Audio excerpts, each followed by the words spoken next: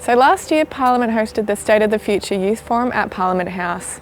Young regional people had a message for Parliament, and that was to visit them in their hometowns. We would love to see some site visits from MPs to come and hear from regional Victorians firsthand, and I really would emphasise a space to sit and listen rather than say, this is what we're doing for you, this is what we're doing for you.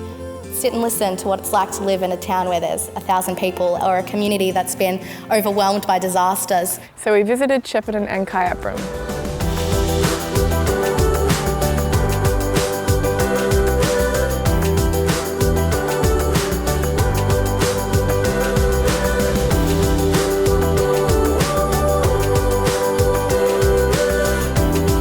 The reason I'm here today is to learn about the pathways to the future of us young adults that are going to be creating the future and making a way for all of us to get a better way around Shep and feel comfortable where we are. I'm here today as a survivor of domestic violence to support women going through domestic violence, to support them in terms of housing. I'm here at the Parliament Youth Forum because it's important to hear our young people's voices and hear and understand the processes to getting them heard and the issues that speak close to home for them, to make sure that our members are able to represent them.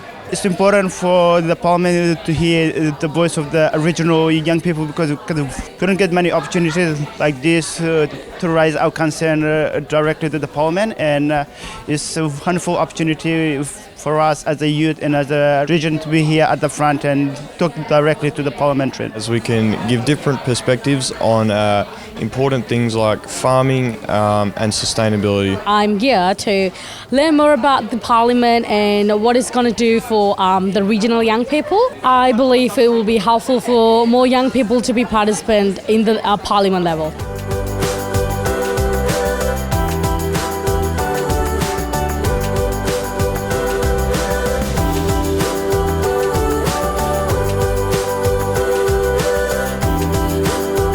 I'd just like to say a big thanks to all the MPs and members of Parliament here today.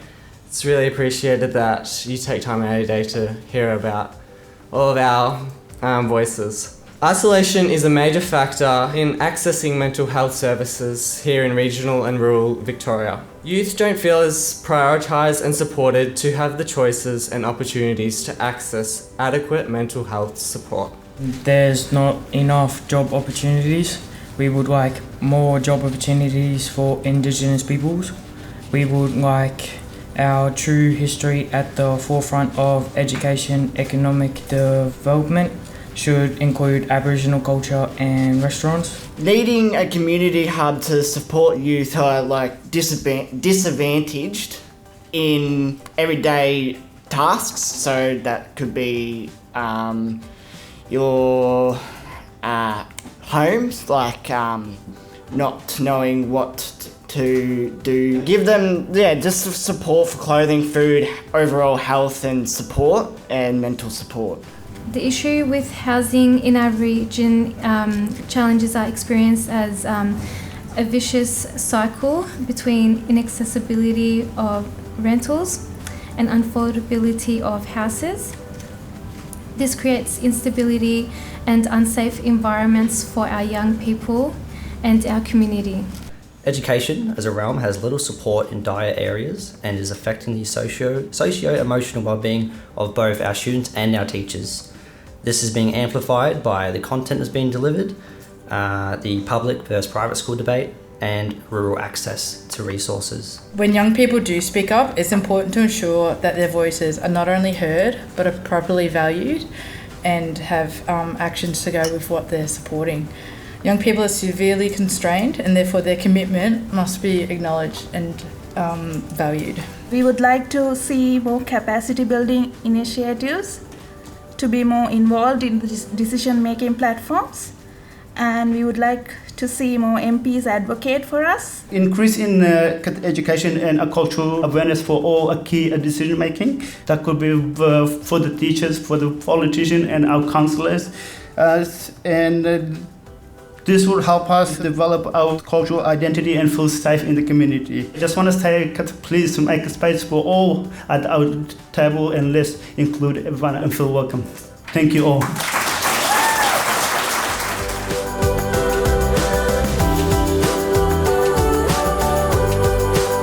think about what you want to create or what you want to let go.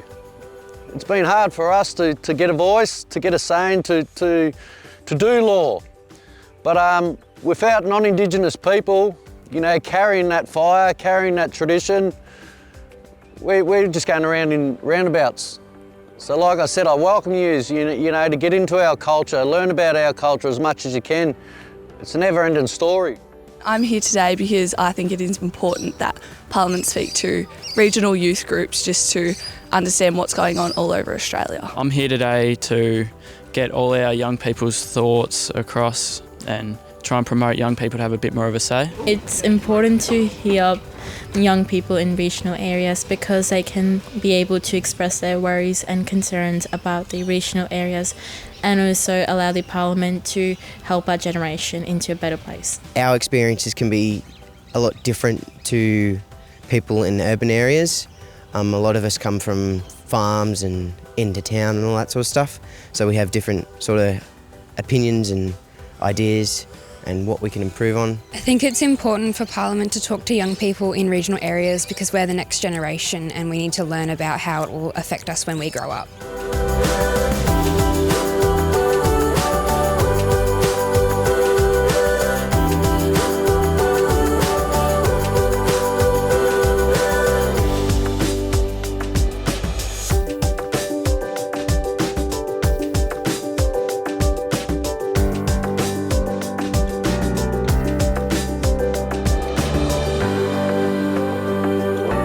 There's a lack of information and education and it's stopping youth from speaking up. Our vision and what we'd like to see Parliament do is incorporate government education programs into schools to provide a basis for young people to be confident to engage in taking part of democracy. This can be done through guest speakers in schools, youth forums just like today, youth councils and youth parliament, and we want to ensure that all of these spaces have a wide variety of young people attending. There is limited placement opportunities in rural areas for student placement and getting that work experience. There's a lack of trauma-informed care within the teachers and at school. And there's very limited access to subjects, and school subjects get cut a lot. Barriers such as cost and travel impede young rural people from accessing mental health services. Further, the stigma and lack of training opportunities for teachers and caretakers result in concerns around social responsibility. It would be great to see all Victorians have the opportunity to access mental health support and education that is catered to their individual needs and evolves alongside our communities. Our issues that we have noticed are the uncontrolled bushfires that have caused mass destruction in Victoria. There is also substantial evidence that supports planned burn-offs through Indigenous practices that prevent the bigger bushfires. Engaging in cultural burning to reduce the bushfire risk would decrease anxiety in young Victorians around fire and its consequences, loss of assets, education, and not wanting to stay rural.